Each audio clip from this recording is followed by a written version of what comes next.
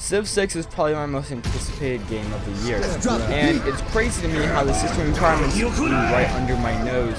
About 2 days ago they released them, and I didn't have a worry that I was going to not run this thing right. I have an i7 and R9 390 in my build. I was going to be okay. But I still am interested to see how other people will be able to run it, and it literally flew under my nose. I didn't even realize it. So we're going to play catch up here.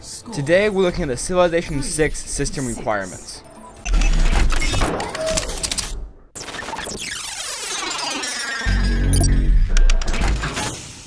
We're going to talk about the minimum system requirements first. So first up we have the operating system, which obviously is nothing new. It's Windows 7, 8.1, or 10, but it is worth noting that you have to be 64-bit, which if you are running a gaming computer right now, if you made a gaming PC, you don't have 64-bit, something is definitely wrong with you. Gotta be honest here.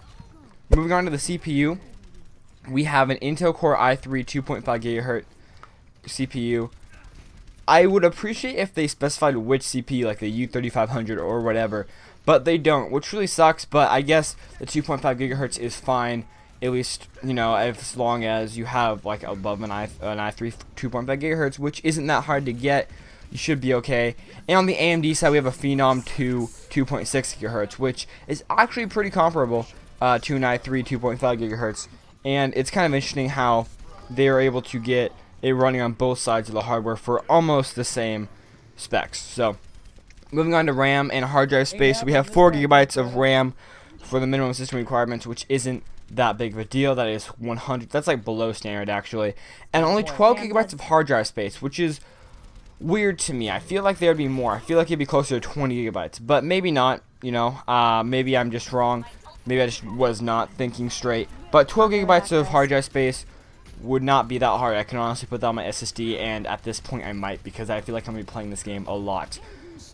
DVD/ROM requirement for disk install. That is straight off the picture here, so sorry if that sounded weird, but that basically just means if you're going to buy the hard copy of this, you're going to need a DVD-ROM, which I'm not sure if people still have anymore. Do people still have those? I have no idea. 1 gigabyte DirectX 11 video card, so that's obvious. Most cards that come out within the last 2 years, that have come out within the last 2 years, are at least 2 gigabytes, if not 4 plus, so that's not a big of a deal. And then to get more specific, we have an AMD 5570 or an NVIDIA 450, sorry, NVIDIA 450. I wish they would update how they say the graphics card. So, you know, say an RX 480 or an RX 460 or an R7 370 or whatever, or, you know, a GTX 1070, whatever. I don't want them going way back, because like no one has those cards anymore.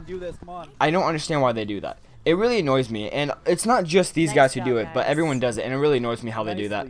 But anyway, overall the minimum system requirements are for my laptop. Gonna be honest here, they are for my laptop, and that's fine, because if I can run this thing on my laptop, I'll be very happy. And in some cases, I might be able to run this on my phone. You know, aside from the hard drive requirement and the CPU, I could possibly run this on my phone. I don't know. I'm exaggerating, obviously, but like you get the idea. It's not that hard to run, so I wouldn't worry too much about this. I'm not sure who is worrying about this, but I wouldn't worry if you are worrying, because it's honestly not that big of a deal. Let's move on to recommended though. On the recommended side of things, we have the same stuff for the OS, but it's recommending a 4th gen Intel Core i5 2.5 GHz plus or an AMD 8350 4.0 GHz plus, which is a big jump, which means like this game is going to be very scalable. It's going to have a lot of different settings. That's what it sounds like to me, at least, and it's going to have a lot of different settings that let you kind of screw around with everything and make it how you want it to be. So I'm actually kind of excited about that. But no, it's a very big jump, because that means you could probably have an Intel Core i3 1st gen that's running at 2.9 gigahertz, and you should be fine. And then it recommends a 4th gen Intel Core i5. So that's kind of interesting, and I hope that I honestly hope that it has enough options as it's conveying here, because it's conveying like it has a lot of options to screw around with your graphics and everything. 8 gigabytes of RAM is recommended, but you could have more, and I assume it would help if you have more. I don't have more. I run most of my games. I run all my games fine, actually, so that's not that big of a deal there.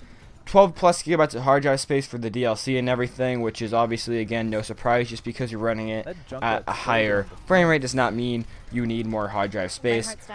DVD/ROM requirement is all still there for disk install, which I don't know why they put that twice on this picture here, but that's whatever. So they're recommending a 2GB DX11 video card. So this is where it gets interesting. This shows me that it's honestly a more CPU bound game, and correct me if I'm wrong in the comments, really do, because if I remember correctly, Civ 5 was a lot more GPU bound than it was CPU bound. I might be wrong about that, but I'm pretty sure it required a lot more GPU power than it required CPU power.